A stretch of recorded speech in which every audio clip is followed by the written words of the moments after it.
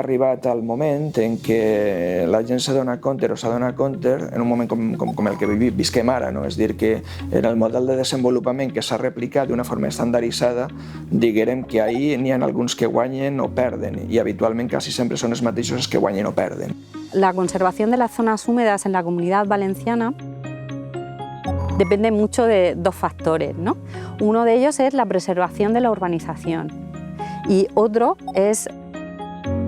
que consigamos incorporar en la planificación hidrológica, en los planes hidrológicos de cuenca, medidas que fomenten una adecuada calidad de esas masas de agua y de esas zonas húmedas,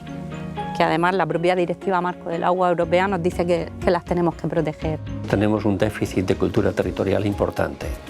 y un déficit de gobernanza territorial importante entre esferas y niveles de gobierno, que son dos de los grandes problemas que tenemos en este momento en España, ¿no?